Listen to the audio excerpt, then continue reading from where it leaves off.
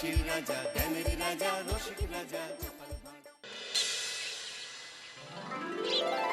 সত্যি এই বছর আমাদের কৃষ্ণনগরে ঠাকুর মুখ তুলে চেয়েছেন। হ্যাঁ মহারাজ, ধান একেবারে পরিপূর্ণ হয়েছে। তা কবে ধান কাটা হবে পুটির বাবা? পেকেই এসেছে, সপ্তাহখানেকের মধ্যে ধান কাটতে হবে। বেশ বেশ, তাহলে তো ভালোই হলো। এই মাসের শেষের দিকেই তো নবাব বাহাদুরকে শস্যের খাজনা পাঠানোর কথা। হ্যাঁ মহারাজ, এবারে নবাব বাহাদুর খুশি হবে। ঠিক বলেছ গোপাল।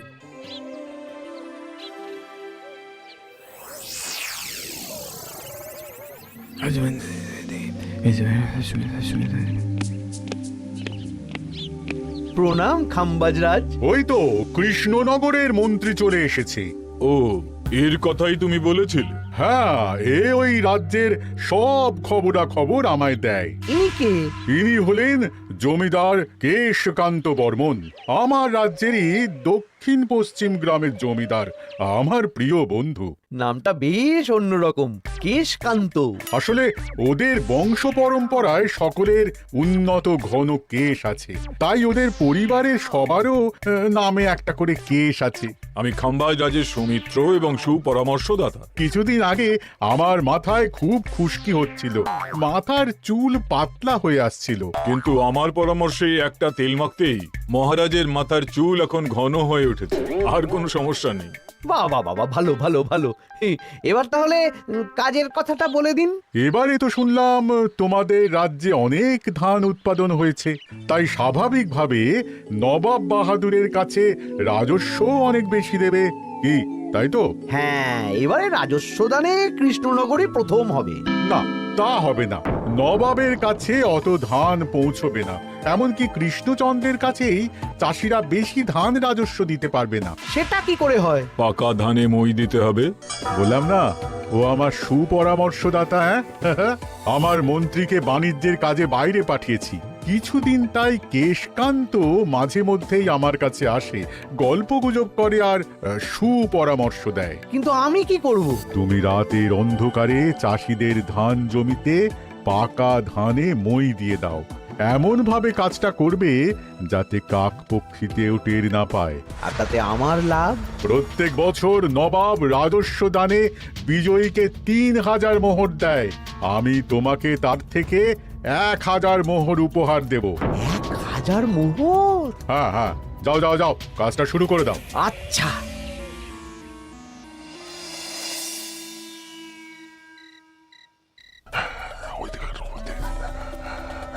তাহলে আর দেরি কেন, মন্ত্রী মশাই কথা মতো কাজ শুরু কর। হ্যাঁ চল।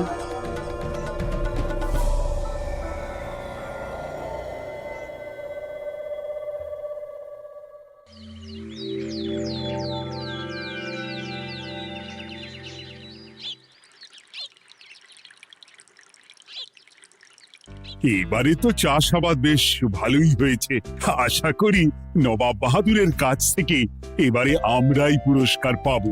হ্যাঁ মহারাজ, সারা বাংলায় কৃষ্ণনগরের মতো উৎপাদন এই বছরে কোথাও হয়নি। সর্বনাশ হয়ে গেছে মহারাজ, সর্বনাশ হয়ে গেছে। কি সর্বনাশ হয়েছে গো পুটির বাবা? গতকাল রাতে আমাদের সব জমির পাকা ধানে মই দিয়ে দিয়েছে। সে কি?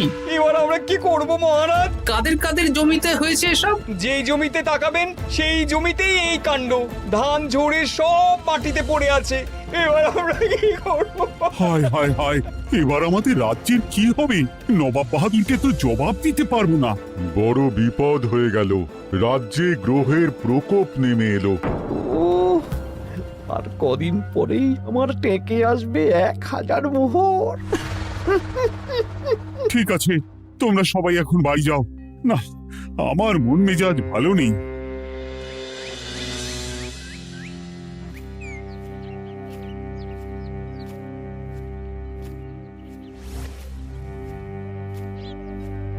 ওগো, তুমি শুনেছো কি হয়েছে? পুটির মা হাউ হাউ করে কাঁদছিল গো।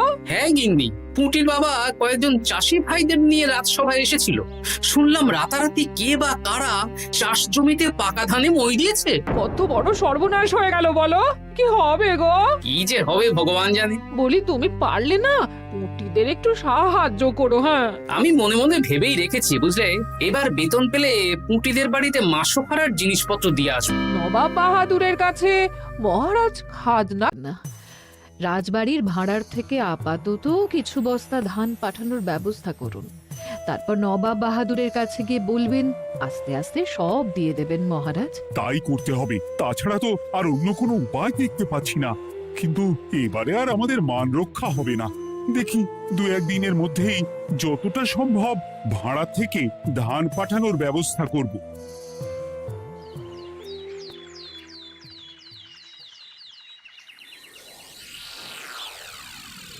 এই বছর 10,000 বস্তা ধান রাজস্ব এসেছে খাম্বাজ রাজ্য থেকে, 7,000 বস্তা ধান এসেছে বর্ধমান রাজ্য থেকে, আর মাত্র 100 বস্তা এসেছে কৃষ্ণনগর থেকে।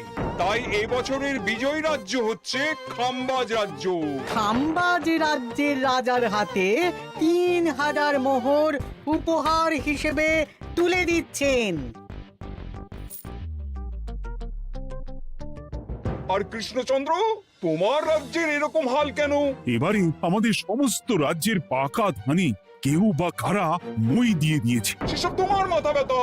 আমার ধান কোথায়? 100 বস্তা ধান রাজস্ব, কম করে 800 বস্তা ধান রাজস্ব দেওয়ার কথা, কিন্তু তুমি তোমার কথার খেলাপ করেছো। এই বছর আমি নিরুপায় জাহাপানা। আমিও নিরুপায়। হয় তুমি আগামী 1 সপ্তাহের মধ্যে আমাকে 5,000 মোহর দেবে, নইলে নইলে কৃষ্ণনগরের সিংহাসন থেকে সরে যাবে। এত বড় শাস্তি দেবেন না নবাব বাহাদুর, আপনি অন্তত মাস 6 সময় দিন, আবার ধান চাষ করিয়ে আপনাকে প্রাপ্য ধান দেওয়া হবে। বেশি কথা বলছো কৃষ্ণচন্দ্র, তুমি 5,000 নয় 6,000 মোহর 1 সপ্তাহের মধ্যে দেবে।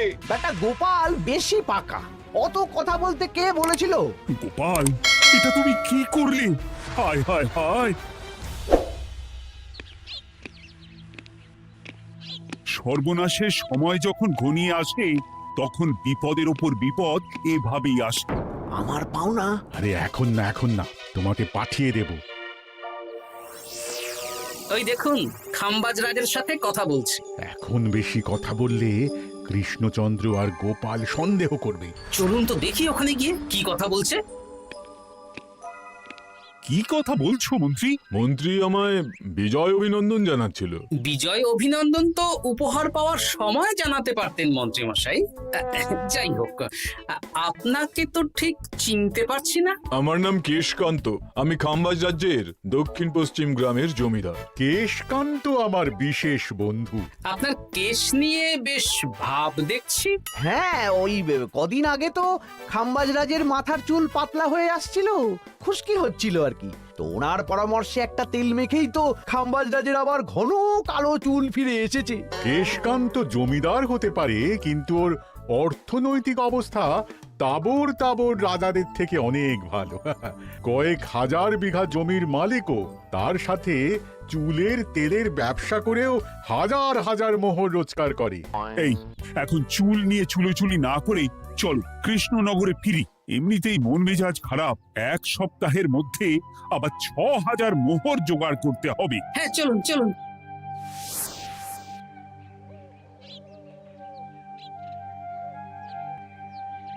আচ্ছা মন্ত্রীমশাই, আপনি এই কেশকান্ত জমিদারের ব্যাপারে এত কিছু জানলেন কি করে?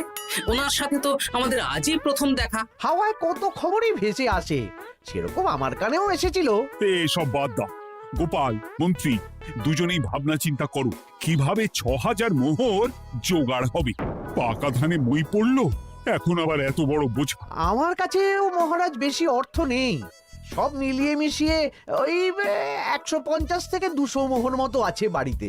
যদি বেশি থাকতো আমি আপনাকে নিশ্চয়ই সাহায্য করতাম মহারাজ। তাও করতেন কিনা সন্দেহ। তুমি চুপ করো। মন্ত্রী মশাই ওই লোকটাকে জানলো কি করে? এই লোকটাকে তো আগে দেখারই কথা না। না, ব্যাপারটা নিয়ে ভাবতে হবে। চলুন চলুন।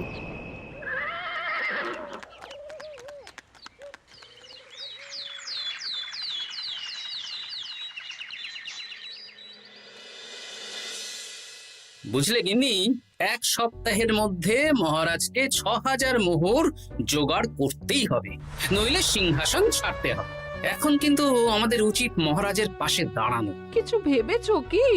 আপাতত আমার বিয়েতে পাওয়া আংটি বন্ধক রাখবো, আর তুমি যদি হ্যাঁ হ্যাঁ, আমার যে দুটো গয়নাগাটি আছে ওগুলো বন্ধক রাখো, পরে আস্তে আস্তে ছাড়িয়ে নেবো খন। দেখি বাকি সভাসদদেরকেও বলবো, যে যতটা পারে, তারপর ভগবানই ভরসা।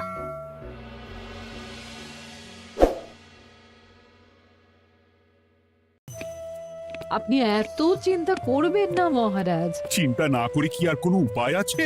সিন্ধুকে যা আছে তা দিয়ে 3000 মোহর হয়ে যাবে, কিন্তু তারপর আর কি করব? এবার কি নিরুপায় হয়ে জায়গা জমি বিক্রি করতে হবে? কিছু একটা করতেই হবে। আপনি গোপালকে একবার বলে দেখুন, প্রত্যেকবার যখনই বিপদে পড়েছেন তখন গোপালই আপনাকে বাঁচিয়েছে।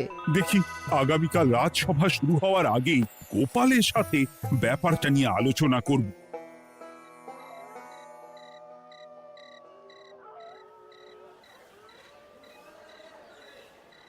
এই যে শেখরা, কি করছো? এই তো, বলুন। শোনো, আমার গিন্নির জন্য একটা হীরের হার বানাতে হবে, ওই 1000 মোহরের মধ্যে। 1000 মোহরে তো হীরের নাক, কান, গলা, হাত, পা সব গয়না, এই সব গয়না হয়ে যাবে মন্ত্রী মশাই। তাহলে বানাও, এই নাও 1000 মোহর। ওরে বাবা, মন্ত্রী মশাই 1000 মোহর! এই মন্দার বাজারে এত মোহর কোথায় পেলেন? গতকালই তো বললেন আপনার কাছে 150 থেকে 200টা আছে। সে যেখান থেকেই পাই তাতে তোমার কি? না, আমার কিছু না।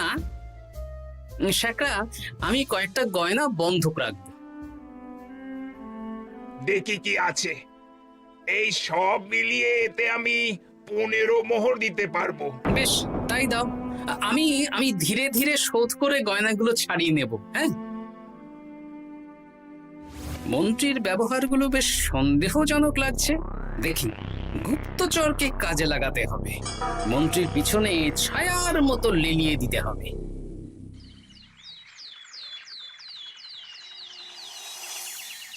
মহারাজ, আমি চেষ্টা করছি আপনার এই মোহর কিভাবে জোগাড় করা যায়, আপ্রাণ চেষ্টা করছি। দেখো বা আমি 3000 মোহর পারবো, কিন্তু তার বেশি হলে জায়গা জমি বেচতে হবে, হাতে যে বেশি দিন সময়ও নেই। আচ্ছা মহারাজ, দেখছি। তবে মন্ত্রীমশাই চাইলেই আপনাকে 1000 মোহর দিয়ে সাহায্য করতে পারতেন, কিন্তু উনি তা না দিয়ে ওনার গিন্নির গয়না বানাচ্ছেন, হীরের গয়না। কি মন্ত্রী তো কালকেই বলল ওর কাছে 150 থেকে 200 মোহর আছে মাত্র, 1000 মোহর কোথা থেকে পেল? সে উনিই জানেন, তবে তার খবর খুব তাড়াতাড়ি আশা করি পেয়ে যাব মহারাজ।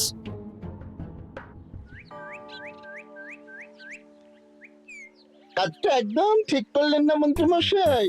আপনার কথা শুনে আমরা সবার জমির পাকা ধানে মই দিলাম, কিন্তু আমরা একটা পয়সা পেলাম না। আপনি যে এই কাজ করার জন্য খাম্বাজ রাজার কাছ থেকে ওই 1000 মোহর উপহার পেলেন, সেটা দিয়ে গিন্নির গয়না বানাতে দিলেন, কিন্তু আমাদের বেলায় লবডঙ্কা। তোদেরকেও দেবো, একটু সবুর কর, আগে গিন্নির মাথাটা ঠান্ডা করি।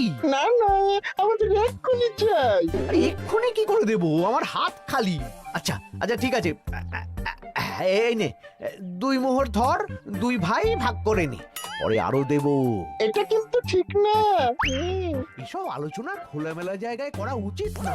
উফ, পরে তোদের সাথে কথা বলবো, এখন যেতে দে, বাজার করব, তারপর আবার রাজসভা আছে।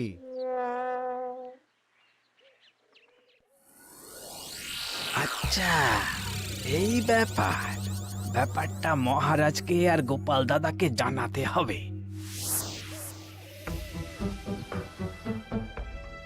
গোপাল দাদা, মহারাজ আসল খবর পেয়ে গেছি। কি খবর? আমি একটু আগে শুনলাম। কাজটা একদম ঠিক করলেন না মন্ত্রী মশাই। আপনার কথা শুনে আমরা সবার জমির পাকা ধানে মই দিলাম, কিন্তু আমরা একটা পয়সা পেলাম না। আরে তোদেরকেও দেবো, একটু সবুর কর। মন্ত্রী, আমি না তোমাকে বেরেই ফেলবো। মহারাজ, মন্ত্রী মশাই এখানে গৌণ, উনি অর্থের লোভে এসব করেছেন, আর ওনাকে দিয়ে করিয়েছেন খাম্বাজ রাজ। হ্যাঁ, যাতে এবারে বিজয়ী হতে পারেন। তাই আপনি এই খবর 5 কান করবেন না মহারাজ। আমি খাম্বাজ রাজ আর ওই কেশকান্তর কাছ থেকে ক্ষতিপূরণ ঠিক আদায় করে আনব। কিন্তু কিভাবে? শুনুন তাহলে।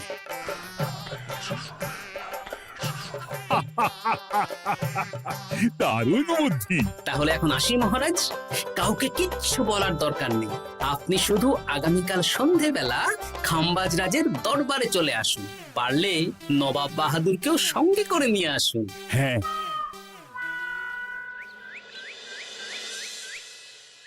প্রণাম খাম্বাজ রাজ। কে আপনি? আমি হতাশ রঞ্জন, পশ্চিমে থাকি। কি চাই বলুন? কিছু চাই না, তবে একটা কথা শুনলাম তাই বলতে এলাম। কি কথা?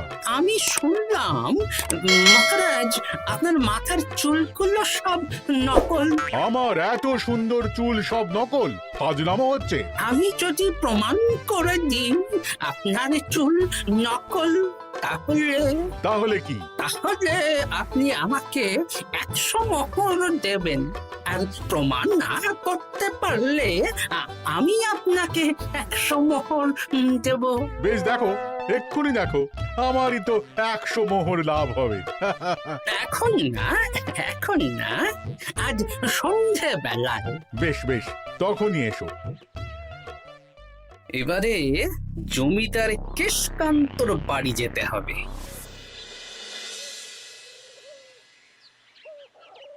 জমিদার মশাই বাড়ি আছেন?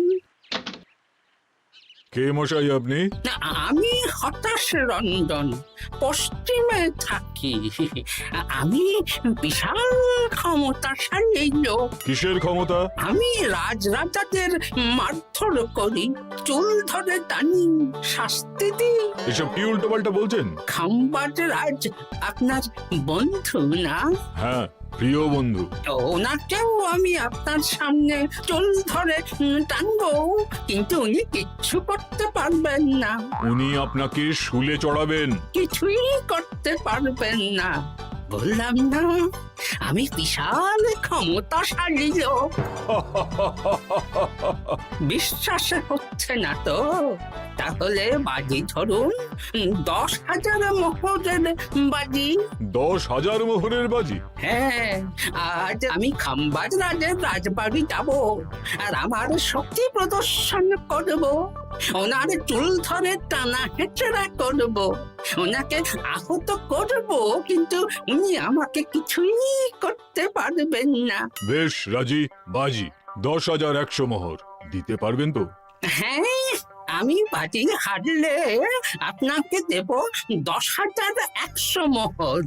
দরকার হলে ওই কাগজে কলমে লিখিত পরিত করে নিন। বেশ, তাহলে তাই হোক। কিন্তু হ্যাঁ, একটা কথা, আমি শক্তি প্রদর্শন করার আগে থেকে প্রক্রিয়া চলাকালীন সময় পর্যন্ত আপনি খাম্বাজ রাজের সাথে কোনো কথা বলতে পারবেন না। বেশ বেশ।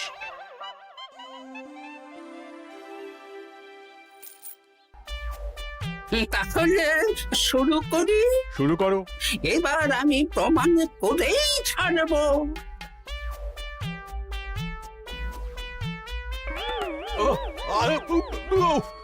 লাগছে লাগছে, বাবারে, লাগছে এই সেরেছে। লাগছে, এ তো সত্যি সত্যি চুল ধরে টানছে।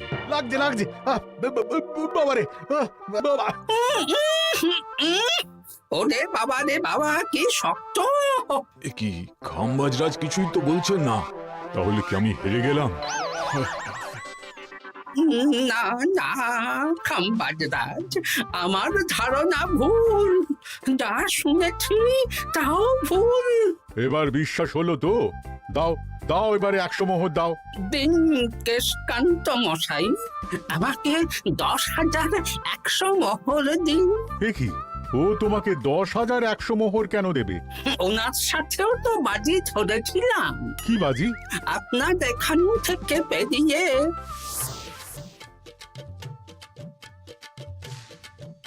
এবারে দিন তো দেখি, সব কাগজ কলমে লেখা আছে।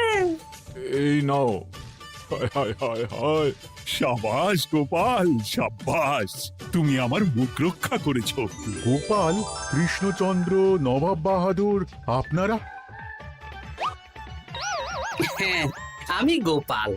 এটা ছাড়া আর কোনো উপায় ছিল না খাম্বাজ রাজ।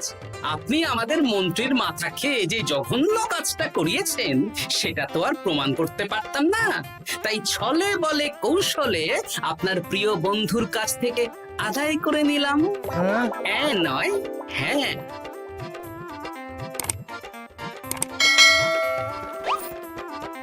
এই নিন মহারাজ। এতে কত মোহর আছে? 10,100 মোহর। এর থেকে 100 খাম্বাজরাজকে দিন, 6,000 নবাব বাহাদুরকে, আর বাকিটা আপনার কাছে রাখুন। এত ধান নষ্ট হলো। কৃষ্ণচন্দ্র আমাকে সবটা বলেছে, আর ওর মন্ত্রীকেও নিয়ে এসেছি। ধোলাই খেয়েই সব বলে দিয়েছে। এই কে আছো? কৃষ্ণনগরে মন্ত্রীকে নিয়ে এসো।